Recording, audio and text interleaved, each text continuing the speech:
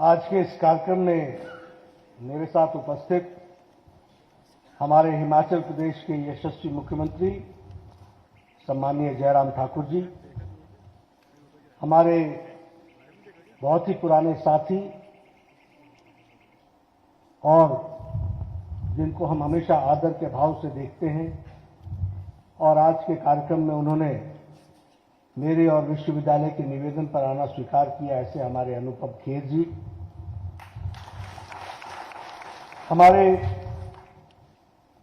विधानसभा में स्पीकर श्री विपिन सिंह परमार जी, हिमाचल सरकार में मंत्री श्री सुरेश भारद्वाज जी, हमारे आज के इस कार्यक्रम में शामिल हुए जिन्हें आज एलुमनाई एसोसिएशन ने सम्मानित भी किया, हिमाचल यूनिवर्सिटी ने सम्मानित किया, ऐसे हमारे डॉक्टर रणदीप गुलेरिया जी, हमारे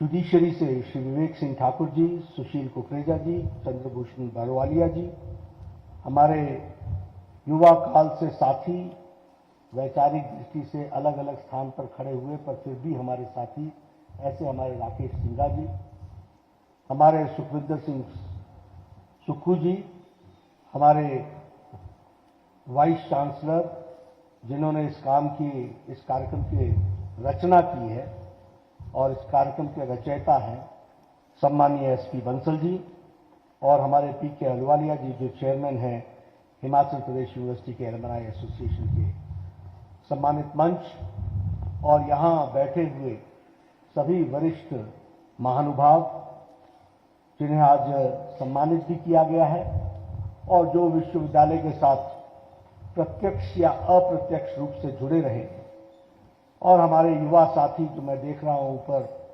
तालियों की गड़गड़ाहट से इस कार्यक्रम को सुशोभित करते रहे हैं, और मीडिया के मेरे साथी, प्रिंट मीडिया और इलेक्ट्रॉनिक मीडिया के मेरे साथी। मैं सबसे पहले तो विश्वविद्यालय का धन्यवादी हूं। मैं उनको धन्यवाद देना चाहता हूं जिन्होंने मुझे इस कार्यक्रम में आने का सौभाग्य प्राप्त किया, जो सौभाग्य उन्होंने मुझे दिया।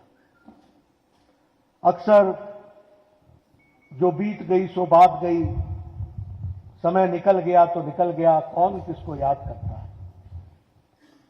लेकिन आपने मुझे इस विश्वविद्यालय में आने का निमंत्रण दिया और मेरी व्यस्तता के कारण थोड़ा कार्यक्रम लगभग 1.25 महीने चला भी, लेकिन आप अटल रहे। आपने निश्चित किया था कि मैं आऊं, मुझे आने का मौका मिला। आप सबका मैं बहुत बहुत धन्यवाद देता हूं। जो आदर सम्मान आपने मुझे दिया, इसके लिए भी मैं आपका तहे दिल से धन्यवाद देता हूं, क्योंकि ये आदर और सम्मान मैं संजोकर अपनी पूंजी समझ करके, ताकत समझ करके, पूरी ताकत से देश हित में, समाज हित में काम करने के लिए मुझे स्फूर्ति और ऊर्जा देगा। इसके लिए मैं आपको धन्यवाद देता हूं। मैं देख रहा था कि इस कार्यक्रम के साथ न्याय करना बड़ा कठिन है। चाहे समय की मर्यादा हो, हम न्याय नहीं कर पा रहे हैं। चाहे मंच पर बैठे हुए लोग हों और नीचे महानुभाव हों, हम न्याय नहीं कर पा रहे हैं। मंच छोटा है इसलिए कुछ लोग बैठे हैं, पर नीचे बैठे लोग भी कोई किसी से कम नहीं है। वो मंचासीन ही होने चाहिए, वो मंचासीन ही होने चाहिए। लेकिन कार्यक्रम की मर्यादा है, सबके साथ न्याय करना मुश्किल है। भावनाओं की चर्चा चल रही है, भावनाओं के साथ भी न्याय करना कठिन है। मैं बार बार सोच रहा था, बोलूं ना बोलूं, क्या बोलूं। राकेश सिंघा साहब तो पहले मना कर गए कि मैं नहीं बोलूंगा। मैंने निवेदन किया कि कुछ तो बोलो, और इन्होंने मेरा निमंत्रण स्वीकार किया। क्या राकेश सिंघा जी बोल नहीं सकते क्या? लेकिन भावनाओं से इतने दबे हुए थे कि उनको बोलने की स्थिति आना यह भी कठिन था। इसलिए इस कार्यक्रम के साथ न्याय करना कितना कठिन है, यह हम जानते हैं। और मुझे भी आप सबके साथ न्याय करना ये मेरे लिए भी बहुत कठिन बात है। कहां से चले थे, कहां पहुंचे, कैसे मंजर देखे, कैसे रास्ते देखे, कब गिरे, कब उठे, कब चले, किसने साथ दिया, किसने छोड़ दिया, सब इसी साथ पे चलते चलते कारवां चलता गया। और वही कहानी इस विश्वविद्यालय की है। यह विश्वविद्यालय एक पहाड़ी पर जीर्ण अवस्था के कई मकानों में चलने वाला विश्वविद्यालय था। मैं इस विश्वविद्यालय से शैशव अवस्था से जुड़ा हूं। 70 में एग्जिस्टेंस में आया और 80 में मैं इसका विद्यार्थी बन गया। 1980 में I was student of political science of this university. बड़े शान और शौकत के साथ कहते थे science block A, science block B, क्योंकि यही 2 बिल्डिंगें बनी थी। बाकी सब कहां जा रहे हो, निचले शेड में कि ऊपरले शेड में? वहां से ये यात्रा शुरू हुई। 11 डिपार्टमेंट्स का था ये विश्वविद्यालय। आज मुझे बताया गया है कि लगभग 44 डिपार्टमेंट्स 242 बीघा में फैला हुआ ये विश्वविद्यालय है। मैं अभी इसकी हार्डवेयर की बात कर रहा हूं, सॉफ्टवेयर पे बाद में आऊंगा। लेकिन 241 बीघे में फैला हुआ ये विश्वविद्यालय। आज मैं आया तो मैं पहचान ही नहीं पा रहा था, कहां गया मेरा लॉ डिपार्टमेंट, कहां गया मेरा मैनेजमेंट डिपार्टमेंट। वाइस चांसलर साहब बोले, एस बंसल साहब बोले, दिस इज मैनेजमेंट डिपार्टमेंट। हमने कहा privileged are those students who are getting the opportunity to study in such good environment. लेकिन हम लोग उन्हीं अवस्थाओं में पढ़ते आगे निकले। और अगर मैं कहूं 16 एकेडमिक चेयर्स हैं यहां पर, रिसर्च स्टडीज हैं और लगभग 135 एकेडमिक प्रोग्राम्स हैं। इसलिए एक बात ध्यान में रखना कि हिमाचल प्रदेश विश्वविद्यालय सिर्फ सुंदर जगह पर बसा हुआ विश्वविद्यालय नहीं है, यह शिक्षा और विद्या का सही केंद्र बना है और बन चुका है। इसको भी हमको समझना चाहिए।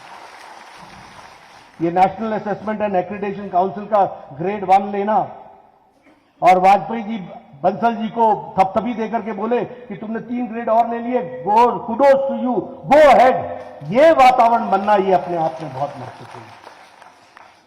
इसलिए ये 53 वर्ष की यात्रा इस विश्वविद्यालय ने जो की है, उसमें हम भी गौरवान्वित महसूस करते हैं कि मुझे भी उसमें शामिल होने का मौका मिला है।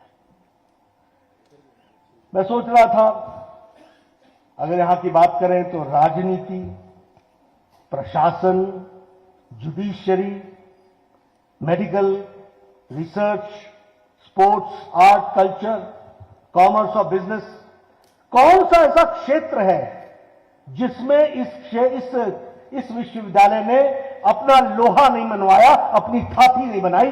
ये विश्वविद्यालय। मैं पॉलिटिक्स के बारे में, अपने बारे में नहीं बात करना चाहता, लेकिन मैं अकेला नहीं हूं। मैंने आनंद शर्मा जी को भी निवेदन किया था कि आप भी आइए, वो आना चाहते थे। मैं अकेला नहीं हूं, बहुत से लोग हैं जिन्होंने इस यूनिवर्सिटी को कंट्रीब्यूट किया है। और हिमाचल प्रदेश विश्वविद्यालय और हिमाचल प्रदेश विधानसभा, ये तो लगभग पर्यायवाची से बन चुके हैं।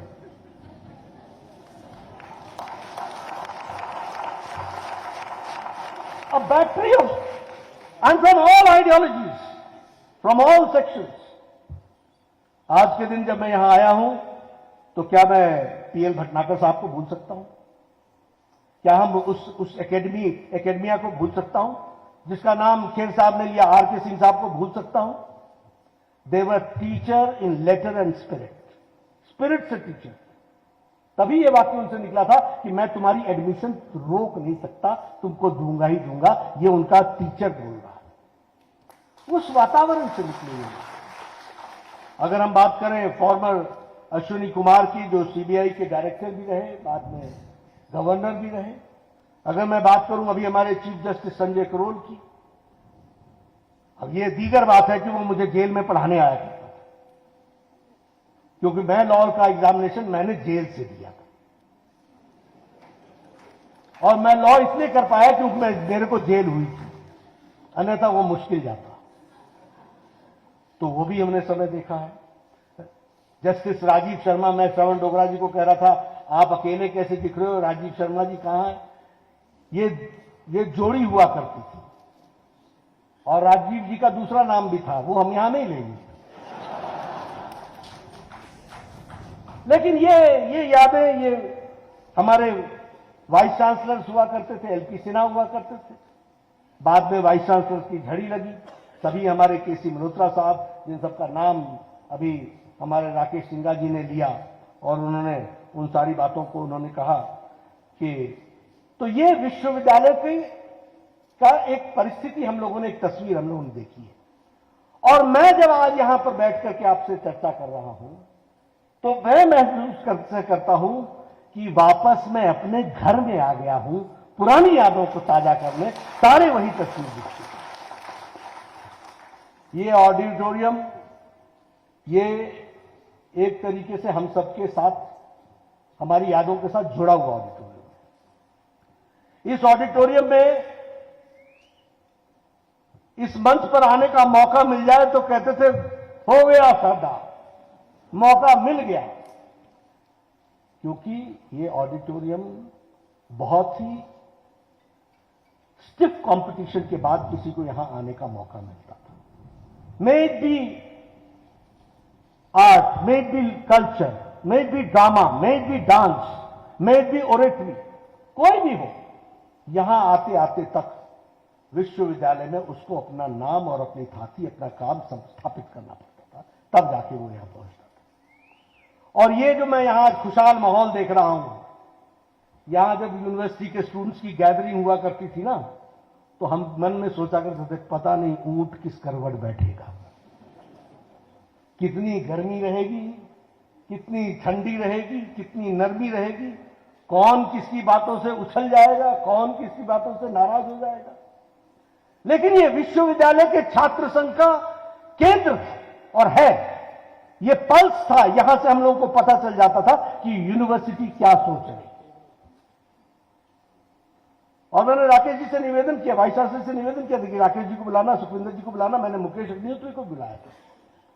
क्यों?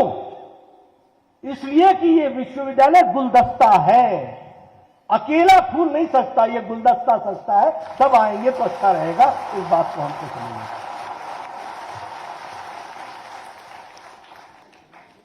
और राकेश सिंघा जी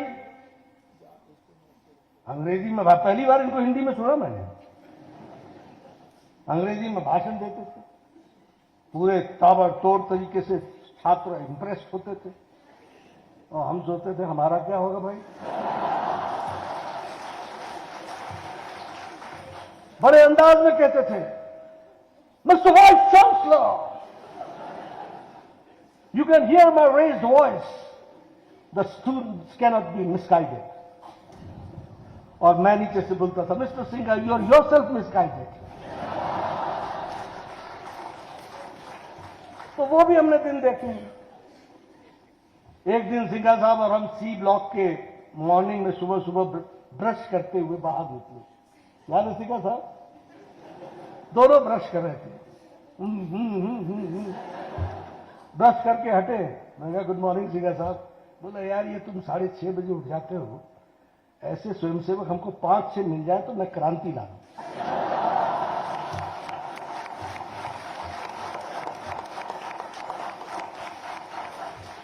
तो मैंने कहा ऐसे स्वयंसेवक दे दूंगा तो क्रांति नहीं आएगी, शांति आ जाएगी।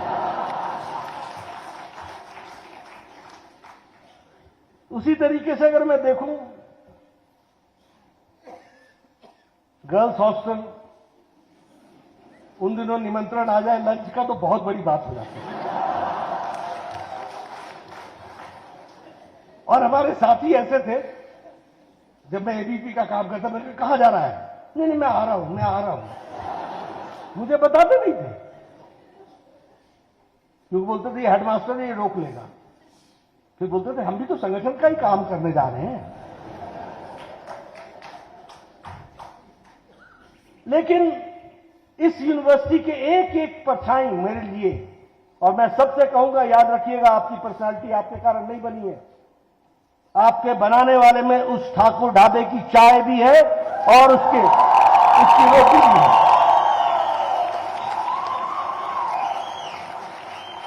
आपको बनाने वाले में जगमोहन की वो चाय की दुकान भी है, जहां सब लोग अपना बस्ता और बैग रख करके बोलते थे आया मैं। ये पर्सनैलिटी ऐसे नहीं बनती है किस किस को, और मैं सबके प्रति ऋणी हूं जिन्होंने ये प्यार दिया, जिन्होंने ये सम्मान दिया। वॉल राइटिंग करते थे, बोलते थे पंडित जी दुकान खोल के रखना, किसी को रखना, चाय पीनी है मैंने 2 बजे रात को, और वो खोल के रखते थे। तो विश्वविद्यालय की यादों की चर्चा करने लगूं तो मैं बहुत सी बातें हैं जिनको हम आपके साथ शेयर कर सकते हैं। यहां मंच का बड़ा झगड़ा होता था, कौन किसको पहले बुलवा रहा है, कौन बाद में बोल रहा है, कौन इंट्रोडक्शन दे रहा है, कौन थैंक्स दे रहा है। लेकिन इन्हीं बातों में से हम लोगों ने सीखा कि self existence is only possible with को एग्जिस्टेंस। यही बुनियादी चीजों में से सीखा। रास्ता चाहते हो तो रास्ता देना सीखो, इज्जत चाहते हो तो इज्जत देना सीखो। और यह विश्वविद्यालय विचारों का समावेश करने का बहुत बड़ा सेंटर रहा है। मैं छात्र संघ के नेतृत्व के रूप में मुझे काम करने का मौका बिहार के पटना यूनिवर्सिटी में भी मिला है, जहां से मैं जयप्रकाश नारायण के आंदोलन से जुड़ा। हिमाचल प्रदेश विश्वविद्यालय में भी मुझे मौका मिला है काम करने का। मैंने पंजाब यूनिवर्सिटी चंडीगढ़ में भी काम किया है, मैंने दिल्ली यूनिवर्सिटी में भी काम किया, मैंने जेएनयू यूनिवर्सिटी में भी काम किया है। सभी यूनिवर्सिटीज के वातावरण को देखा है। लेकिन इस यूनिवर्सिटी की पॉलिटिकल अवेयरनेस और इस यूनिवर्सिटी की पॉलिटिकल सहिष्णुता, राजनीतिक सहनशीलता और एक साथ लेकर के समावेश करके प्रजातांत्रिक तरीके से चीजों को बढ़ाने का है केंद्र, तो वो हिमाचल यूनिवर्सिटी है। इसको हमको समझना है। इसलिए ऐसी यूनिवर्सिटी में मुझे आने का फिर से मौका मिले, और जब मैं नई नई बिल्डिंग, चंद्रभागा हॉस्टल देख रहा था तो है ही नहीं, अब तो वहां तो नई बिल्डिंग खड़ी है। उसी तरीके से हर जगह मैं देख रहा हूं कि एक नई विकास की गाथा लिखी जा रही है, और जिस तरीके से एजुकेशन को प्रायोरिटी दिया जा रहा है, उस प्रायोरिटी में बंसल जी मैं जरूर आपसे कहूंगा, स्नैच दी अपॉर्चुनिटी, शब्द में स्नैच बोल रहा हूं, क्योंकि यह मौका है जिसको हमको अपने साथ खींच लेना चाहिए, साथ ले लेना चाहिए। और फाइनेंसेस के दृष्टि से जो यूनिवर्सिटी के लिए भारत सरकार यूजीसी कर रही है, उसका उपयोग कर लेना चाहिए। इस बात को मैं जरूर कहना चाहूंगा। ये यूनिवर्सिटी के इस ऑडिटोरियम में मैंने justice RS. Pathak, chief justice of India को सुना है, मैंने प्रणब मुखर्जी को एज फाइनेंस मिनिस्टर सुना है, मैंने जनरल एस.के. सिन्हा को सुना है, मैंने एस्ट्रोनॉट राकेश शर्मा और हमारे रवीश मल्होत्रा का स्वागत यहां इस मंच पे किया। यह बड़ा ही ऐतिहासिक मंच है। इस रामनाथ कोविंद जी ने इसको सुशोभित किया है। किस विश्वविद्यालय को यह मौका मिला है इतने लोगों का आने का? बहुत से विश्वविद्यालय, सेंट्रल विश्वविद्यालय, जहां वाइस प्रेसिडेंट विजिटर है, कहीं प्रेसिडेंट विजिटर है, लेकिन उसके बावजूद भी इस विश्वविद्यालय को स्थान मिला है। उसको हमको याद रखना चाहिए। और मित्रों, हम सब लोग इस विकास की कहानी में, ये जो सुखविंदर जी है ना, ये राकेश सिंघा जी हैं और मैं हूं, हम लोग राकेश सिंघा नहीं है, ये हमारे सुरेश भारद्वाज जी, इनको मैं डॉक्टर साहब बोलता हूं, और ये मुझे भी डॉक्टर साहब बोलते हैं। और ये राकेश जी भी, ये राकेश सिंघा डॉक्टर राकेश सिंघा है, ये डॉक्टर सुखविंदर सिंह है, सुक्खू है, मैं डॉक्टर जेपी नड्डा हूं। और आपको मालूम है ये उपाधि किसने दी है? किसने दी है? मेस के हमारे कुक ने दी।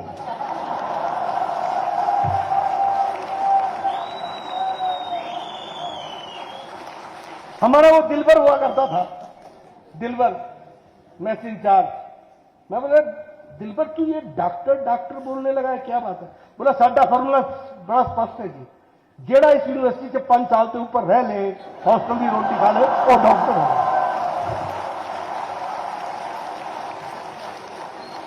तो हम वो डॉक्टर हैं जो 5 साल से ऊपर वाले हैं। बड़ी अच्छी मीठी यादें हैं। पिताजी हमारे को उन दिनों में 500 रुपए का मनी ऑर्डर भेजते थे और मैं उन दिनों उन छात्रों में से माना जाता था जिसको अच्छा ठीक ठीक 500 रुपए दिया गया है। और मनी ऑर्डर आता था, मैं यूनिवर्सिटी के उससे निकाल करके उस मनी ऑर्डर को हाथ में लेता था और बोलता, पंडित जी पकड़ो 100 रुपए, अगले महीने तक कुछ नहीं बोलना, ठाकुर साहब पकड़ो। ऐसे करके हमने काम कैफे तक पूरे का पूरा बांट देना, 50 एक रख लेना, बाकी हम सब लोगों को बोलते थे, भैया देखो ये यूनिवर्सिटी हमारी है, ये कैंपस हमारा है, यहां खातिरदारी हम करेंगे, माल रोड ले जाना है तो खातिरदारी तेरी हो, क्योंकि हमारा उधारा चलता है, हम कैश वाले नहीं हैं। और यहां यूनिवर्सिटी में हम लोग इसी प्यार में पले रहे। विरोधी भी होता था, आओ नड्डा साहब बैठो चाय पिए। हमारे सिंघा साहब होते थे, इनको हम कहा करते थे सिगरेट के धुएं के गुलछर्रे से क्रांति नहीं आती। वो हमको कहा करते थे वंदे मातरम से कुछ नहीं होता, हम कहते थे होता है, जरूर होता है। ये हमारी आइडियोलॉजी की झगड़ा चल रहा था। फिर हम लोग इस प्रकार से भी कहा करते थे, कश्मीर सिंह हुआ करते थे, उनकी आदत थी, बैठिए जरा आपसे बात करनी है। तो मैं उनको हमेशा कहता था शाम 7 बजे के बाद मेरा समय आपके लिए है, अभी मुझे काम करने दो, नए लोगों को जोड़ने दो, इस तरीके से काम नहीं जुड़ना। And the environment which we got here. अब आप इस लाइब्रेरी की बात कीजिए, मुझे नहीं मालूम कि आप लोगों ने इसको कितना यूटिलाइज किया है, लेकिन मैंने बहुत यूटिलाइज किया है। आप ऊपर वाले फ्लोर पर चले जाइए और पढ़ने बैठ जाइए और किसी को यह ना बताइए कि मैं यहां बैठा हूं, तो सुबह से शाम हो जाए आप उस वातावरण का पूरा उपयोग करते हुए आप शिक्षा ग्रहण कर सकते हैं। ये फैसिलिटी है, this is the facility which you are getting. अगर आपको आर्ट और थिएटर का शौक था तो ये ऑडिटोरियम वाइस चांसलर के परमिशन पर रात 2-2 बजे तक खुला मिलता था, इसका भी हम उपयोग कर सकते थे। यहीं बगल में वॉलीबॉल का कोर्ट था, नीचे चरणजीत सिंह जी के द्वारा समर हिल में चलने वाला हॉकी का प्रैक्टिस और क्रिकेट का प्रैक्टिस चलता था। और हर तरीके के विद्यार्थी थे, हर तरीके के लोग थे, लेकिन एक मन में तमन्ना थी कि कुछ कर गुजरना है। और मुझे लगता है कि वह किसी भी व्यक्ति के लिए बहुत महत्वपूर्ण होता है। मैं इतना जरूर सब लोगों को कहना चाहता हूं कि हम सब लोग इसके प्रति समर्पित रहें और उसको आगे बढ़ाने का हम जरूर काम करें। हमारे जितने भी शिक्षक हैं उनसे भी मैं निवेदन करूंगा कि आपकी जिम्मेवारी बहुत बड़ी है और जिस जिम्मेवारी को आप निभा रहे हैं, मेरे पिताजी टीचर थे और वो कहते थे कि the best certificate for a teacher is when he sees his student growing more than him. अपने से ज्यादा बढ़ता देखता है, तो वही सर्टिफिकेट है। और मैं विद्यार्थियों से भी कहना चाहूंगा, ये टाइम बार बार नहीं आता, इसका हमको उपयोग करना चाहिए। और मैं एक बात सब लोगों को हमेशा कहता हूं, देखो हुनर तो भगवान देता है, लेकिन हुनर को संभाल के रखना यह हमारी जिम्मेवारी है। If you are a good speaker, don't consider it is your talent, it is God gifted. If you are a good person to comprehend, don't think it is by you, it is by the आशीर्वादम of the Almighty, जिसके कारण आपको ये मिला है। अगर आप comprehend अच्छा करते हैं, अगर आप ग्रास्पिंग आपकी अच्छी है, आप चीजों को ठीक से रख सकते हैं, आप साइंटिफिकली चीजों को सोच सकते हैं, ये सब हुनर है। लेकिन इसके साथ साथ जिस चीज से हम इसको संजो के आगे बढ़ा सकते हैं, उसमें सबसे पहला आयाम है ऑनेस्टी, इंटीग्रिटी, डेडिकेशन, परसिवियरेंस। ये हमारे हाथ में है। ईमानदारी से उपयोग करना ये हमारे हाथ में, डेडिकेशन के साथ चलना ये हमारे हाथ में, पेशेंस रखना हमारे हाथ में, परसिवियरेंस करना हमारे हाथ में। और मैं आपको बताता हूं, किस मोड़ पर आपको मंजिल मिल जाएगी ये आपको भी नहीं मालूम है। मंजिल मिलेगी, ये बात पक्की है। और इसीलिए मैं आपसे सबसे ये गुजारिश करूंगा कि अपने समय का बेस्ट यूटिलाइजेशन करिए, आगे बढ़िए, बड़ा दिल रखिए, बड़ी सोच रखिए, बड़े दृष्टि से काम में जुटिए, सब लोगों को साथ लेकर के चलिए। अभी प्रधानमंत्री मोदी जी ने अमृतकाल के बारे में चर्चा की है। यहां बैठे सब लोगों में से ज्यादातर लोगों ने अमृतकाल का 2047 देखना है। We have to see that. और अगर हमने देखना है तो विकसित हिमाचल देखना है, विकसित भारत देखना है और विकसित हिमाचल यूनिवर्सिटी देखनी है। यह हमको प्रण लेना है।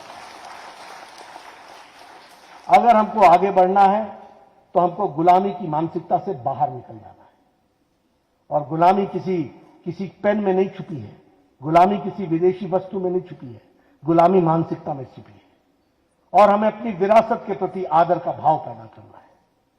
हमारी विरासत इतनी पुरातन और इतनी रिच है, उसके प्रति हमको आगे बढ़ना है। हमको एक होकर के चलना है, यूनिटी के साथ चलना है। मजहब, जात पात, धर्म, इन सब से ऊपर उठ करके सबको साथ लेकर के चलना है।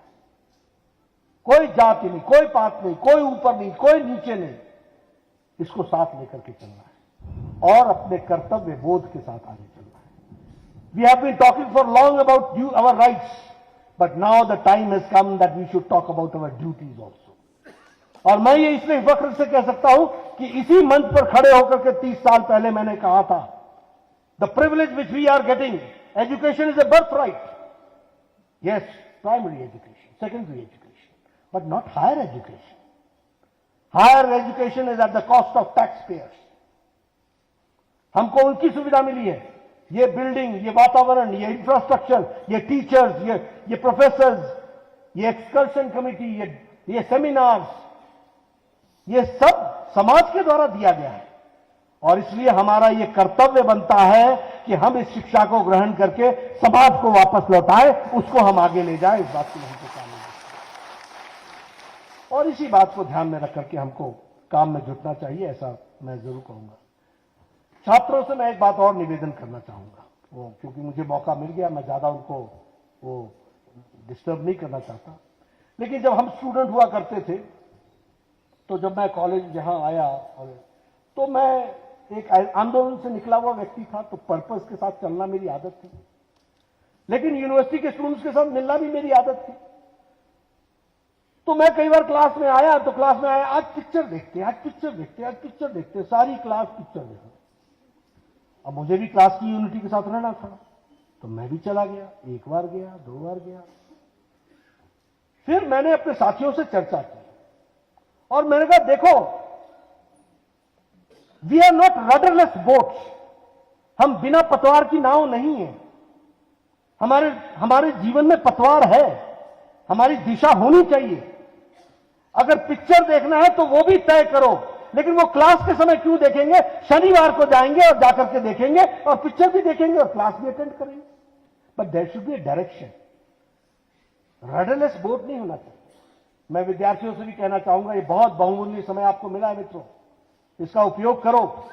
बिना पतवार की नाव मत बनो, बिना रडर के मत चलो, बिना एलिवेटर के न चलो। चलना है तो दृष्टि और दिशा लेकर के चलो।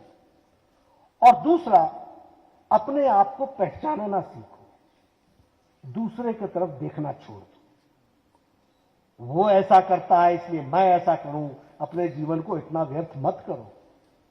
हर आदमी में अपना टैलेंट छुपा हुआ है, अपने टैलेंट को पहचानो। इसलिए बाहर मत देखो, अंदर देखना शुरू करो। Look towards inwards, what quality you have, what strength you have, what talent you have, and utilize that talent. और जो आपकी कमजोरियां हैं, गुस्सा जल्दी आता है, दूसरे को सहन कम करते हैं, दूसरों से सुनते कम है, बोलते ज्यादा है, उस थ्रेट को पहचान करके उसको सुधारने की कोशिश करो।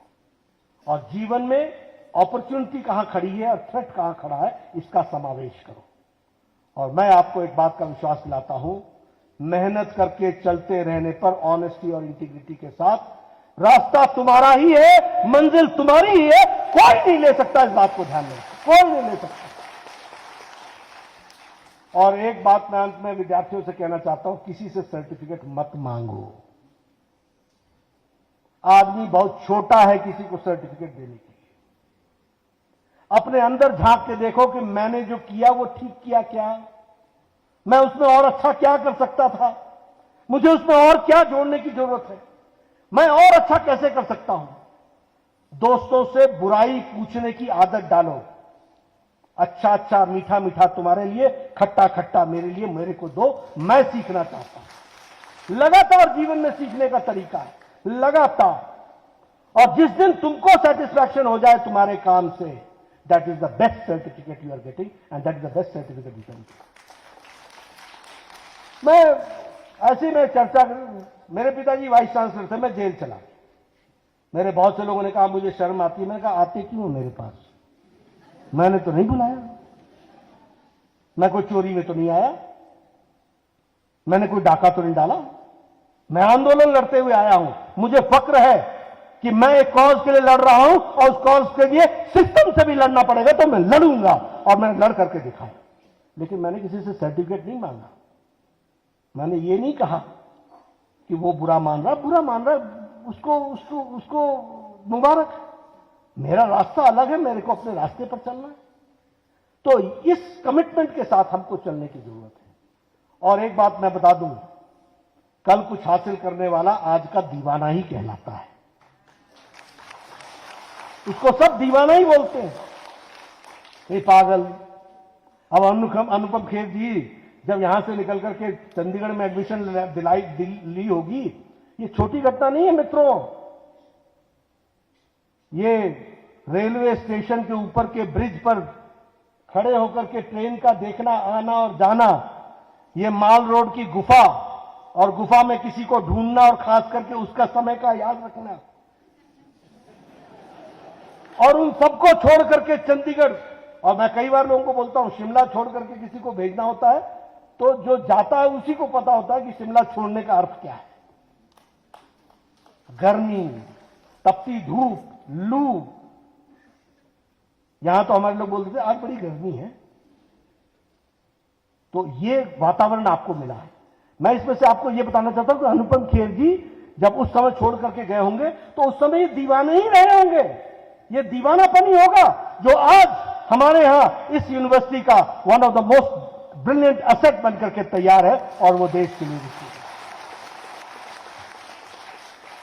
रणदीप गुलेरिया जी संतुष्ट हो जाते एमबीबीएस की पढ़ाई के बाद एमएस करने के लिए, लेकिन ये पीजीआई चंडीगढ़ गए थे। मैं हेल्थ मिनिस्टर रहा हूं, मुझे मालूम है पीजीआई के चंडीगढ़ में जाकर के एमएस करने का मतलब ये होता है, आपने सुना होगा 12 घंटे की ड्यूटी, आपने सुना होगा 24 घंटे की ड्यूटी, ये 48 घंटे की ड्यूटियां देते हैं, 48 आवर्स। एम आई राइट डॉक्टर साहब? 48 आवर्स ऐसी ड्यूटियां देते हैं, और तब जाकर के इस तप से निकल करके आते हैं। कोई ऐसे ही नहीं आ गया है। और मित्रों मैं एक बात कहता हूं, ये शान और शौकत को देकर के भ्रम में मत रहना। मेहनत से, ईमानदारी से, ताकत से लड़ करके ही हासिल होती है चीजें, ये बात ध्यान रखना, कोई भी किसी चीज में। इसलिए मित्रों आप सब लोगों को मेरी शुभकामनाएं हैं। आपने मुझे जो सम्मान दिया है उसके लिए मैं पुनः आपको धन्यवाद देता हूं। अपने पुराने साथियों से मिलने का मौका मिला, कईयों को चश्मे लग गए, कईयों के बाल उड़ गए, कई थोड़े मोटे हो गए, सब की शक्लें थोड़ी बदल गई हैं। ऐसा नहीं कि मेरी नहीं बदली है, मेरी भी बदली। तो लेकिन आप सबसे मिलने का मौका मिला और एसपी बंसल जी ने मुझे मौका दिया। एक बात मैं यहां से कहूं ना कहूं, मुझे सोच में रह रहा हूं, ये जो एलुमनाई एसोसिएशन की बिल्डिंग बनाई है, इसके लिए मैं 25 लाख रुपए की व्यवस्था करूंगा, ऐसा मैं बोलूं। लेकिन पत्रकार मित्रों और इनकम टैक्स वालों सुन लेना, मैंने कहा 25 लाख की व्यवस्था करूंगा। राजनीति में बहुत चीजें बड़ी महत्वपूर्ण होती हैं, और मुंह से कही गई जबान उसकी इज्जत होनी चाहिए। तो मित्रों ये मुझे मौका मिला, इसके लिए बहुत बहुत धन्यवाद।